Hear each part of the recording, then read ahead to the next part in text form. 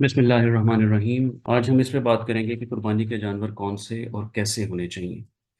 कुर्बानी के लिए 6 शराइत का होना लाजमी है। पहली शर्त यह है कि जो जानवर आप ज़िबा करने जाएंगे कुर्बानी के लिए वो बहीमतुल अनाम में से होना चाहिए, यानी घरेलू पालतू जानवरों में से हो, डोमेस्टिकेटेड हो।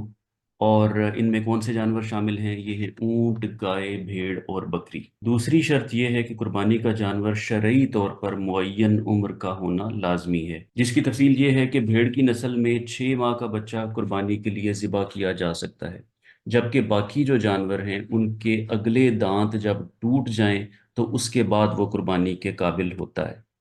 लिहाजा ऊंट पूरे 5 बरस का हो तो उसके अगले 2 दांत गिरते हैं। गाय की उम्र 2 बरस हो तो उसके 2 दांत गिरते हैं। इसी तरह बकरी जब 1 बरस की होती है तो उसके अगले 2 दांत गिर जाते हैं। भेड़ की नस्ल का जानवर कम से कम 6 माह का होना चाहिए अगर आप उसको ज़िबा करना चाहते हैं। इस तरह ऊंट की कम से कम उम्र 5 बरस होनी चाहिए, गाय या बैल की कम से कम उम्र 2 बरस होनी चाहिए, बकरी कम से कम 1 साल की होनी चाहिए।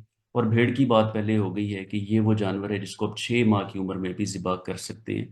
कम से कम इसको 6 माह का होना चाहिए। तीसरी शर्त यह है कि कुर्बानी का जानवर 4 किस्म के ऐब उसके अंदर मौजूद ना हो, 4 उयूब से पाक होना चाहिए।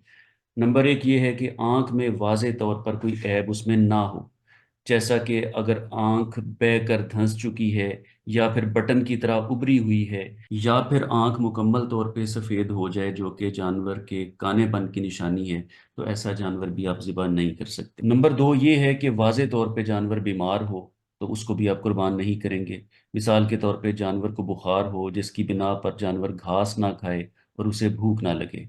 इसी तरह जानवर को बहुत ज़्यादा खारिश जिससे गोश्त मुतासर हो जाए, या खारिश जानवर की सेहत पर किसी तरह असरअंदाज हो, तब भी आप उसको ज़िबा नहीं करेंगे। ऐसे ही गहरा जख्म और इस तरह की दीगर बीमारियां जो जानवर की सेहत पर असरअंदाज होती हैं, उनकी सूरत में आप जानवर को ज़िबा नहीं करेंगे। तीसरा ये ऐब है कि अगर जानवर के अंदर लंगड़ापन पाया जाता है जो कि वाजे हो, ऐसा लंगड़ापन जो सही सालम जानवरों के साथ चलने में रुकावट बने, तो ऐसे जानवर को भी आप ज़िबा नहीं करेंगे। चौथा ऐब जो उसके अंदर नहीं होना चाहिए वो ये कि जानवर इतना लागर हो कि हड्डियों में गूदा बाकी ना रहे, तो ऐसे लागर जानवर को भी आप ज़िबा नहीं कर सकते। अब आते हैं चौथी शर्त की तरफ। वो जानवर कुर्बानी करने वाले की मलकियत होना चाहिए, यानी जो जानवर कुर्बान करने जा रहे हैं वो कुर्बान करने वाले की मलकियत हो, या फिर उसे शरीयत या मालिक की जानिब से इजाज़त मिली हो। लिहाजा जो जानवर मलकियत में ना हो उसकी कुर्बानी सही नहीं। मिसाल के तौर पे गस्ब या चोरी करदा जानवर, और इसी तरह बातिल और गलत दावे से हथियाया गया जानवर, क्योंकि अल्लाह ताला की मासियत और नाफरमानी के ज़रिए अल्लाह ताला का कुर्ब हासिल नहीं हो सकता। ऐसा जानवर कुर्बानी के लिए काबिल कबूल नहीं है। पांचवी शर्त यह है कि जानवर का किसी दूसरे के साथ ताल्लुक ना हो, यानी वो रहन ना रखा हो आपके पास, लिहाजा रहन रखे गए जानवर की कुर्बानी नहीं हो सकती। और छठी शर्त का ताल्लुक कुर्बानी के वक्त से है।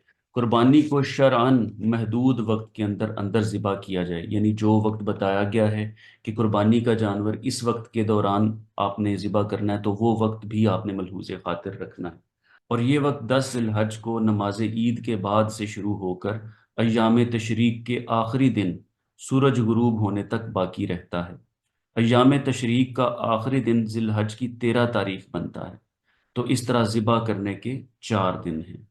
मज़ीद तफसील के लिए आप लिंक को क्लिक कर सकते हैं जो कि डिस्क्रिप्शन में दिया गया है, और आप इसकी मज़ीद तफसील वहाँ मुलाहिज़ा कर सकते हैं। जज़ाकल्लाह।